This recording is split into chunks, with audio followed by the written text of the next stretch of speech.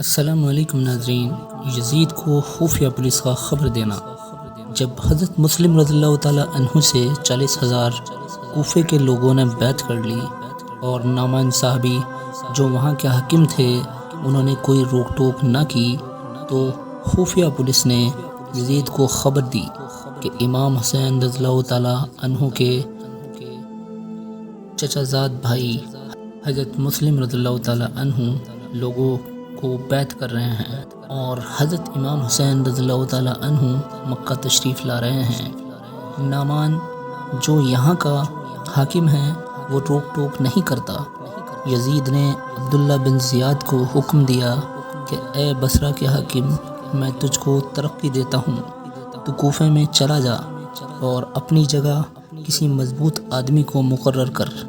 کوفے میں مسلم بن عقیل لوگوں سے بیعت لے رہے ہیں اور حضرت امام حسین رضی اللہ تعالیٰ عنہ مکہ سے آنے والے ہیں، تو وہاں جا اور ان کی جماعت کو توڑ دے اور لوگوں سے میری بیعت لے، اور جو شخص میری بیعت نہ کرے اور میری حکومت نہ مانے اس کو قتل کر۔ حسین رضی اللہ تعالیٰ عنہ اور مسلم بھی اگر انکار کریں تو ان کے سر کاٹ کر ہمارے دربار میں پہنچا دے اور نعمان کو برخاست کر۔ ابن زیاد یزید پلید کا حکم سنتے ہی خوشی میں پھول گیا اور دوزخ کو بھول گیا۔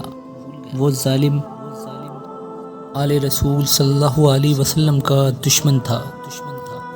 لکھا ہے کہ ابن زیاد کے ڈر سے لوگوں نے حضرت مسلم رضی اللہ تعالیٰ عنہ کا ساتھ چھوڑ دیا اور خدا کے ڈر کو بھول گئے۔ آپ اس وقت بہت حیران ہوئے کہ افسوس لوگوں نے دھوکہ دیا اور وعدے کے خلاف کیا۔ حضرت ہانی صحابی نے آپ کو اپنے گھر میں ٹھہرایا۔ ابن زیاد نے حضرت ہانی رضی اللہ تعالیٰ عنہ کو بلا کر کہا کہ مسلم کو لاؤ۔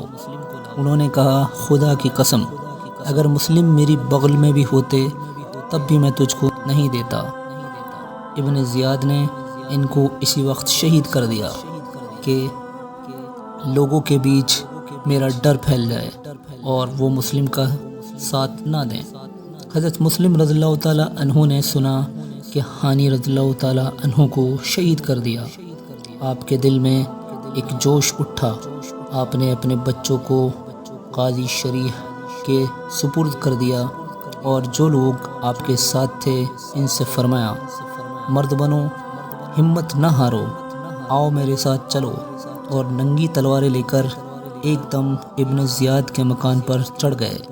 ابن زیاد نے کثیر ابن شہاب اور محمد بن اشعت اور ابن رابع اور شمر وغیرہ حاکموں کو حکم دیا کہ ان لوگوں کو ڈراؤ اور دھمکاؤ اور یہاں سے ہٹا دو اور کہہ دو کہ یزید کی فوج آ گئی ہے، تم کو زندہ نہ چھوڑے گی۔ اگر زندگی چاہتے ہو تو تم آرام سے اپنے گھروں میں بیٹھو۔ اس اعلان کے سنتے ہی وہ 500 آدمی بھاگ گئے اور حضرت مسلم رضی اللہ تعالیٰ عنہ اکیلے رہ گئے۔ آپ سخت پریشان ہوئے کہ میں کہاں جاؤں، نہ گھر ہے نہ در ہے۔ آپ نے چاہا کہ اس وقت یہاں سے ایک طرف ہو جاؤں اور کسی طرح بھائی حسین رضی اللہ تعالیٰ عنہ کو خبر پہنچاؤں کہ وہ شیعان حسین محبت کا جھوٹا دعویٰ کرنے والے غدار نکلے اور سب نے بیعت توڑی اور میرا ساتھ چھوڑ دیا، مگر جس طرف جاتے ابن زیاد کی فوج پاتے۔ آپ حضرت امام حسین رضی اللہ تعالیٰ عنہ کے غم میں رو رو کر کہتے تھے نہ قاصد ہے نہ نامہ ہے نہ پیغام زبانی ہے، کروں کیوں کر خبر کہ بلائے ناگہانی ہے۔ میرے آقا تیرا خادم یہاں پر مارا جاتا ہے، خدا حافظ تیرا تو میری دولت کی نشانی ہے۔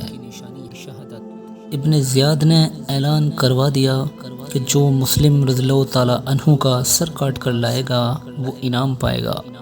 حضرت مسلم رضی اللہ تعالیٰ عنہ اکیلے پیاس کی تیزی سے بے ہوش بی بی طویٰ کے دروازے پر آئے اور پانی مانگا۔ انہوں نے پوچھا آپ کون ہیں اور آپ کا نام کیا ہے؟ کوچے گلی میں پھرنے کا کیا کام ہے؟ آپ نے فرمایا مسلم میرا نام ہے، حضرت امام حسین رضی اللہ تعالیٰ عنہ کا چچا زاد بھائی ہوں، ان کے حکم سے یہاں آیا تھا، یہاں کے لوگوں کے بلانے پر ہی انہوں نے مجھ کو بھیجا تھا، مگر بظاہر خبیثوں نے بیعت کری اور انجام کو یہ دغا ہم کو دی۔ ہوئے ساتھ سے میرے کوفی جدا، کسی نے نہ اب ساتھ میرا دیا، پھر قول سے اپنے اکبار سب، سوا حق کے میرے نہیں کوئی اب۔ سنا جب کہ طغا نے ان کا کلام، لگی کہنے مسلم سے وہ نیک نام۔ یہ باندی کا گھر ہے یہاں آئیے، مناسب ہے تشریف یہاں لائیے، تمہاری جو خدمت میں لاؤں گی بجا، میری عاقبت کا ہو بے شک بھلا۔ وہاں جا کے مسلم نے جب دم لیا، وہ خدمت بہت ان کی لائی بجا۔ بی بی طغا نے آپ کو اپنے گھر میں چھپا لیا اور اپنے بیٹے محمد بن اشعت کو بہت سمجھایا، مگر وہ نہ مانا، اور اس نے ابن زیاد کو جا کر خبر دی کہ مسلم ہمارے گھر میں ہیں۔ ابن زیاد نے تھانے دار کو حکم دیا کہ اپنے ساتھ سپاہیوں کا لشکر لے کر مسلم کو پکڑ لاؤ۔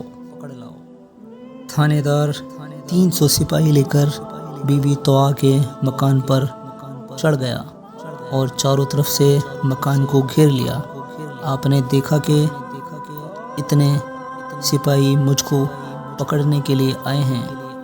غیرت اور ہاشمی مردانگی جوش میں آئی اور خیال ہوا کہ بڑی بے حرمتی اور کمزوری کی بات ہے کہ بیٹھے بٹھائے اس بی بی بڑھیا کے گھر سے پکڑا جاؤں۔